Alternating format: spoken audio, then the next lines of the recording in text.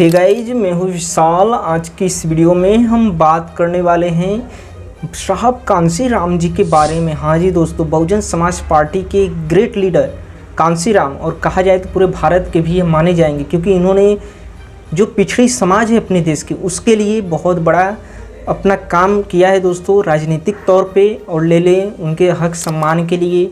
और भारत में प्रथम दलित सीएम चीफ मिनिस्टर भी बनाकर श्री कांशीराम जी ने ही दिया है दोस्तों। इसलिए उनके बारे में हमारा जानना और आपका जानना फ़र्ज बनता है। तो आइए स्टार्ट करते हैं, लेट्स बिगिन। दोस्तों बता दें, इनका जन्म 15 मार्च सन 1934 में पंजाब के रोरापुर नामक गांव में हुआ था। और इनके परिवार की बात करें तो इनके 2 भाई और 4 बहनें थीं, लेकिन इनका उद्देश्य तो अलग जगह था, इसलिए इनके घर से उतना रिश्ता इनका था नहीं। लेकिन दोस्तों बता दें, जब यह 1958 में ग्रेजुएशन करते हैं, डिग्री हासिल करते हैं, तो 1958 में ही इनका सिलेक्शन DRDO में हो जाता है और वहाँ पे एक वैज्ञानिक के रूप में यह कार्य करते हैं। लेकिन सोचिए, ये राजनीति में तो जाना नहीं चाह रहे थे, लेकिन ऐसा समय आता है दोस्तों कि उनको मजबूर पड़ना पड़ता है कि राजनीति में हमें आना ही पड़ेगा। और कौन सी घटना होती है, आइए बताते हैं आपको। क्या होता है, वहाँ पे एक पिछड़े समाज का कर्मचारी भी काम करता है उसी संस्था पे जहाँ पे कांशीराम काम कर रहे थे। तो उस दिन क्या हुआ, 14 अप्रैल था, डॉक्टर भीमराव अंबेडकर की जयंती थी।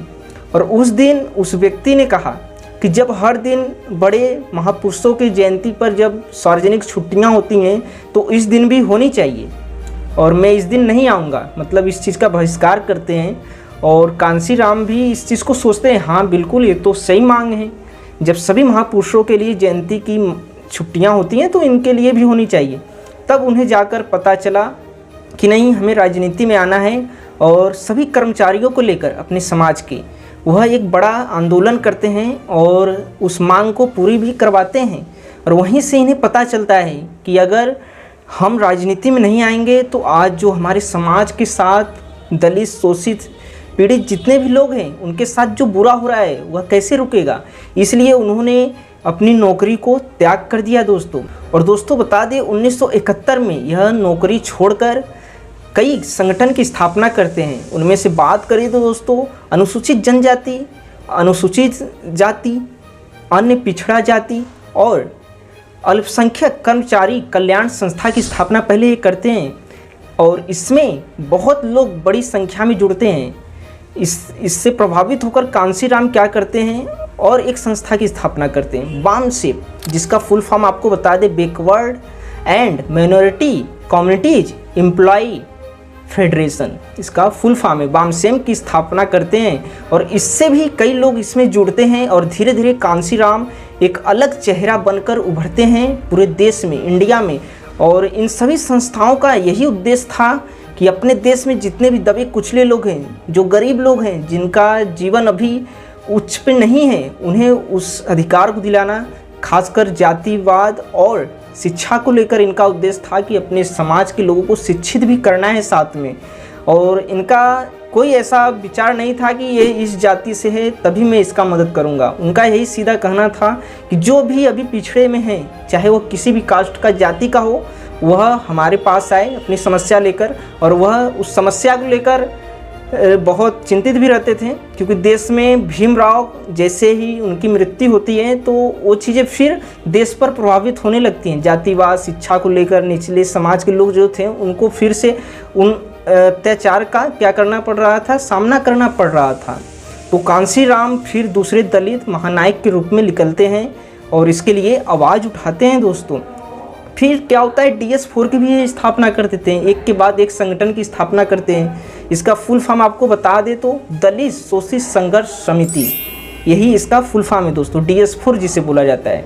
तो इसकी स्थापना यह कर देते हैं और इसका भी यही उद्देश्य होता है। लेकिन धीरे धीरे अब संगठन बन रहे थे एक से एक, लेकिन दोस्तों बता दें, उसके बाद इन्हें समझ में आता है कि ऐसे संगठन बनाने से अच्छा है कि क्यों ना एक मैं राजनीतिक दल बना लूँ, क्योंकि इसमें आ गए, हमारा पावर इसमें मिल गया, तो और अच्छे से हम अपने समाज की आवाज़ उठा सकते हैं। इसलिए वह क्या करते हैं, बहुजन समाज पार्टी की स्थापना करते हैं सन 1984 ईस्वी में। जब दोस्तों 1977 का समय आता है तो उस वक्त एक जनसभा में जाते हैं कांसीराम, और उसी वक्त मायावती जी को यह भाषण देते हुए सुन लेते हैं, स्पीच देते हुए एक स्कूल में। तब उन्हें लगा कि हाँ, इस लड़की के अंदर, इस महिला के अंदर, इस स्त्री के अंदर क्या है, वह व्यक्तित्व है जो दलितों की मसीहा बन सकती हैं। इसलिए वह मायावती जी से उसी वक्त मिलते हैं, उनके घर जाते हैं और उनसे पूछते हैं कि आप क्या करना चाह रही हो। तो उन्होंने कहा मैं IAS बनना चाह रही हूँ, मैं देश में समाज के लिए काम करना चाह रही हूँ। तो कांसीराम जी ने उनसे कहा कि मैं आपको ऐसा बना दूँ कि आपके आसपास IAS आपके लिए काम करें, आप उससे भी बढ़कर समाज के लिए पूरे देश भर में अच्छा काम कर सकती हैं। आप अगर एक जिला अधिकारी बनेंगे तो वहाँ पे अपने ज़िले के लिए सिर्फ करेंगी, लेकिन आपको मैं अगर ऐसा बना दूँ जहाँ से आप पूरे देश में सामाजिक परिवर्तन ला सकें। तो वहीं से मायावती कांसीराम जी के साथ होती हैं और वहीं से मायावती जी का जीवन सारा बदल जाता है और एक के बाद एक दलित महानायक बनते जा रहे हैं। और आप देखिए, किसी भी जाति से हो दोस्तों, लेकिन एक तो सच्चाई तो यही है ना कि सोचिए, जिसको कभी हजारों साल से उत्पीड़न सहना पड़ा, आज उस कम्युनिटी का एक व्यक्ति, एक मानव क्या बनेगा, CM बनेगा, चीफ मिनिस्टर बनेगा। तो यह पूरे समाज के लिए सीखने वाली बात है कि कहाँ से कहाँ व्यक्ति आज पहुँच गए हैं इस समाज से।